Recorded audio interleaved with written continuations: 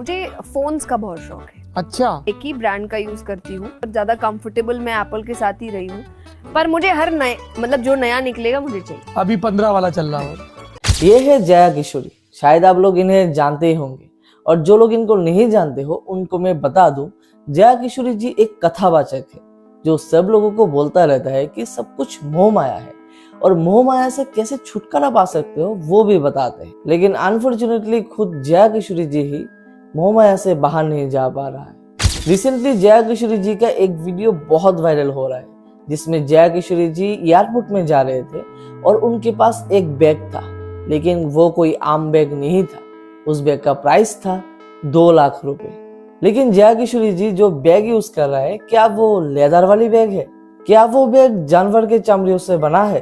तो चलो इस पर भी थोड़ा बात करते हैं। देखो, जब ये मुद्दा उठने लगा कि जया किशोरी जी का जो बैग है उसमें लेदर यूज किया गया है, तब उनका एक बयान सामने आया। पहला तो जो बैग की बात है, bag is a customized bag, और जो सबसे पहली चीज लोग कह रहे हैं कि लेदर है, उसमें कहीं भी लेदर नहीं है। वो एक कस्टमाइज बैग है, और कस्टमाइज का मतलब कि आप अपनी मर्जी से बनवाते हैं, इसलिए मेरा नाम तक लिखा हुआ है उसमें कि मैंने अपना नाम, कि वो एक कस्टमाइज बैग है, उसमें कहीं से भी कोई लेदर नहीं। उन्होंने कहा कि उस बैग को कस्टमाइज करवाया गया है, लेदर यूज नहीं करवाया गया है। लेकिन जब मैंने डियोर कंपनी की ऑफिशियल वेबसाइट पर गया, तब मैंने कस्टमाइज पर चेक किया और मैंने देखा कि कस्टमाइज तो कर सकते हो, लेकिन अपने नाम और जो बैग है उस बैग का कलर कस्टमाइज कर सकते हो। लेकिन लेदर से बैग बनाना है या फिर नहीं बनाना है, वो तो मुझे कस्टमाइज पर नहीं मिला। और इतना ही नहीं, जब मैंने इस कंपनी की बैग के डिस्क्रिप्शन में चेक किया, तब मैंने देखा उन्होंने अपने डिस्क्रिप्शन में क्लियरली मेंशन किया है कि ये बैग लेदर से ही बना है, इस बैग में लेदर यूज किया गया है। अब देखो, जया किशोरी जी खुद बोल रहा है कि वो अपने बैग पर लेदर यूज नहीं किया है, कस्टमाइज है। अब आपने तो देख ही लिया है कि कितना कस्टमाइज करवाया जा सकता है और कितना नहीं। लेकिन शायद ये भी हो सकता है कि जया किशोरी जी को स्पेशल ट्रीटमेंट दिया गया हो, उनका बैग लेदर वाली नहीं हो या फिर कस्टमाइज करवाया गया हो। शायद हो सकता है, शायद।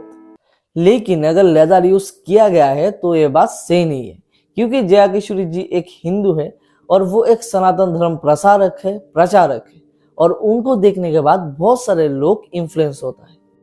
हम सब तो जानते ही हैं, जया किशोरी जी सबको कहता है कि सब कुछ मोह माया है और मोह माया से दूर रहो। लेकिन इस बात पर जया किशोरी जी का क्या कहना है, पहले ये सुन। जिन्होंने कथा सुनी होगी उनको अच्छे से पता है कि मैं ये बात कभी नहीं कहती। मैं हमेशा एक बात कहती हूँ, और मैं आपको वो वीडियो भी जरूर दूंगी जो आप इसके साथ अटैच कर दीजिएगा, कि मैं कथा में कहती हूँ कि मैं आपसे कभी नहीं कह रही कि आप पैसे मत कमाइए, अरे सब मोह माया है, सब त्याग दो। हमने नहीं त्यागा तो हम आपको कैसे बोले। जया किशोरी जी का कहना है, उन्होंने कभी भी ये नहीं कहा कि सब लोग मोह माया से दूर रहो। हाँ, इस बात पे मैं भी एग्री करता हूँ, उन्होंने कभी भी नहीं कहा कि मोह माया से दूर रहो।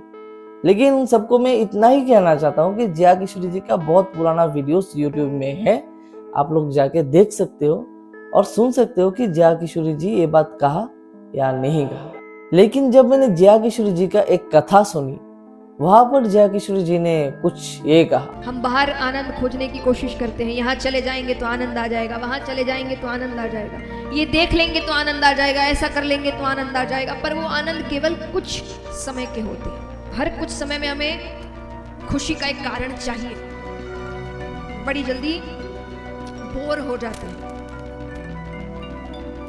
और ऐसा क्यों है कि जंगलों में, पहाड़ों में तप करने वाले ऋषिगण बिना सांसारिक चीजों के भी खुश हैं। जया किशोरी जी अपने कथा में लोगों से ये बोल रही है कि लोगों के पास, मतलब हमारे पास बहुत सारी चीजें हैं, फिर भी हम लोग खुश नहीं है।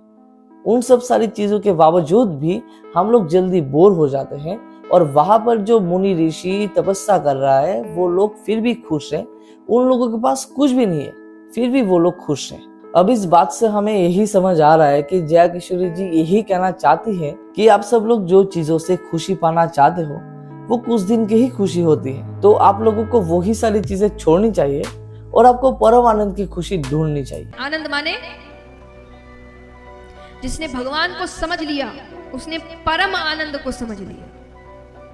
अब उसको खुश रहने के लिए किसी की जरूरत नहीं है, वो अकेला ही खुश है।